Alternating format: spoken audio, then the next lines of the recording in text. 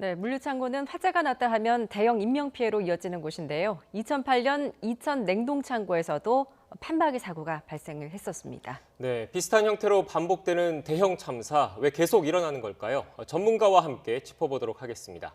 세종사이버대학교 소방방재학과 박청훈 교수 연결돼 있습니다. 안녕하십니까? 네, 안녕하십니까? 예, 이번 화재로 지금 38명이 목숨을 잃었는데요. 위중하신 분이 있어서 희생자가 더 늘어날 가능성도 있습니다. 왜 이렇게 인명피해가 컸다고 보십니까? 네, 이렇게 많은 인명피해가 발생했다는데 참 안타까운 일이 아닐 수 없습니다. 네. 공사 현장에서는 늘 이런 여러 가지 화재 취약점을 안고 있거든요.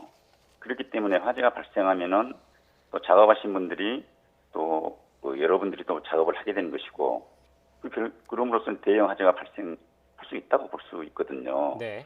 그래서 이번 냉동창고 화재도 가연성 유증기가 발생하는 우레탄 폼 작업을 하는 과정에 있어 특히 이제 밀폐된 공간 내에 체류된 그런 유증기가 공사장 내에서 어떤 불씨에 의해서 연쇄적으로 폭발하면서 미처 대피를 하지 못하고 또 불에 잘 타는 샌드위치 판넬로 연소가 되면서 농연이 발생되고 그러면서 화재가 커지고 그러니까 인명피해로 이렇게 이어질 수밖에 없는 이런 상황이 아니었나 생각합니다. 예. 네.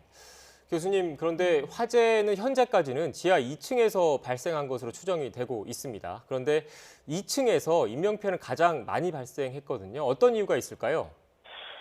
그러면 2층에서 이제 인명피해가 많이 발생됐다는 것은 네. 또 이제 폭발성 화재였고 이런 걸로 봐서 당일 작업을 하는 공정이 2층에 좀 집중되어 있지 않았을까 네. 이렇게 볼 수 있고요. 또 중요한 것은 화재가 발생된 것으로 추정되는 지하 2층 화물용 엘리베이터 설치 작업에 있어서 용접, 용단, 또 절단하는 과정에서 불길가 이제 우레탄 폼 작업하는 하면서 발생하는 유증기와 결합해가지고 폭발된 거 아니겠습니까? 네. 예. 그래서 2층에서 폭발이 시작된 것이 1층, 지하 2층에서 시작된 것이 지하 1층, 2층, 또 상층부로 이렇게 폭발이 이어지면서 화재가 크다 보니까 미처 2층이 작업하신 분들이 대피할 시간적인 결의가 없었죠. 네. 그랬기 때문에 2층에서 많이 좀 이렇게 사상자가 발생되지 않았을까 이렇게 보여집니다. 예, 워낙 삽시간에 불이 빠르게 번졌기 때문에 미처 대피를 하지 못했을 것이다라는 분석이신데, 그렇죠. 지금 이제 우레탄 작업 도중에 화재가 났기 때문에 지금 유독가스도 굉장히 피해를 더 키웠다라는 분석도 있는데요. 네네. 예, 어떻게 보십니까? 우레탄 작업을 하는 과정에서는 이렇게 압축 공기에 의해서 우레탄 폼을 발사를 해가지고 그 벽면에 더 씌우기를 하는 것이거든요. 그런 과정에서 유증기 발생되는 것이고 예. 그 유증기는 항상 불씨를 닿게 되면 폭발성이 있기 때문에 폭발로 이어지는 것이죠.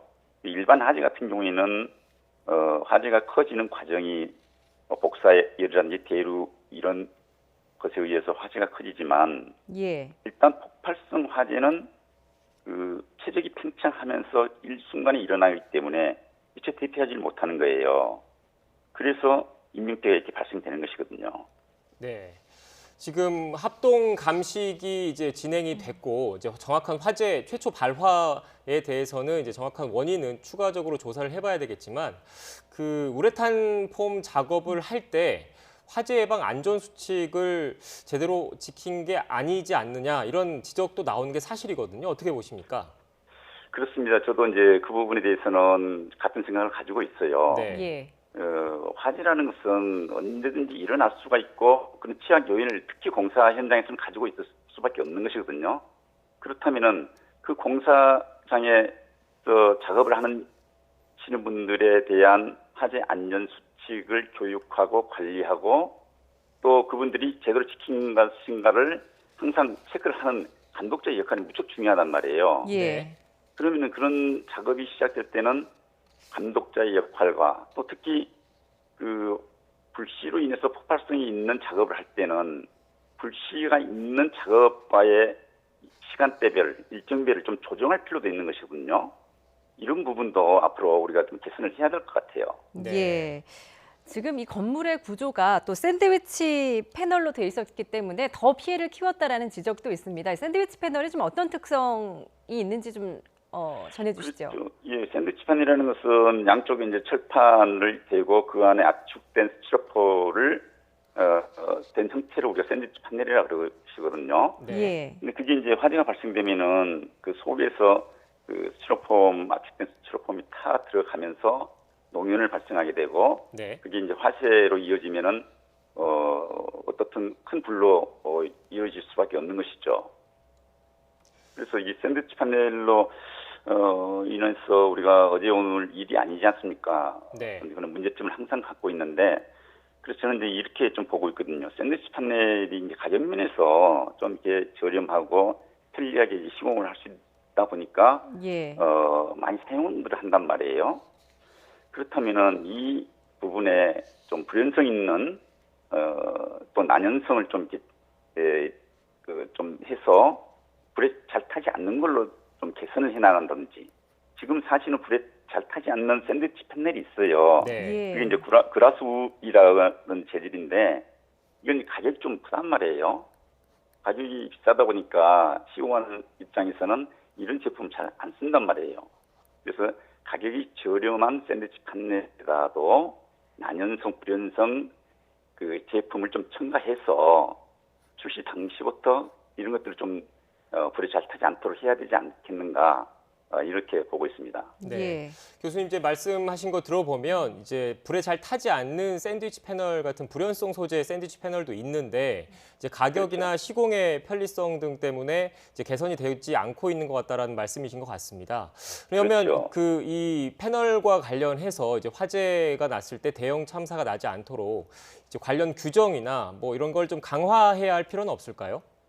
그래서 이제 이런 부분은 불에 잘 타지 않는 샌드위치 판넬 같은 경우에는 네. 그 화재가 발생됐을 때 인명 피해라든지 뭐 재산성의 피해가 있을 것으로 보이는 부분들 이런 것들은 의무적으로 가격이 비싸다 하더라도 그라스울 형태의 샌드위치 판넬을 시공할 수 있도록 뭔가 규정에다 좀 이런 것들을 반영할 필요가 있는 것이고요. 네.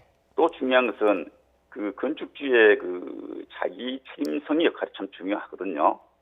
자기 건축물을 짓는데 화재로부터의 안전을 보호하기 위해서는 이런 좀 화재 취약 요인이 없는 샌드위치 판넬을 시공해야겠다라는 이런 자기 책임성 이런 것들도 중요하거든요. 예. 자, 뭐 이런 화재, 뭐 12년 전에도 똑같은 화재가 발생을 했었다고 하는데 또다시 재발이 되지 않도록 어떤 관리를 더 강화해야 된다라는 분석이셨습니다. 지금까지 세종사이버대학교 소방방재학과 박청훈 교수와 함께 이야기 나눠봤습니다. 오늘 연결해 주셔서 감사합니다. 네.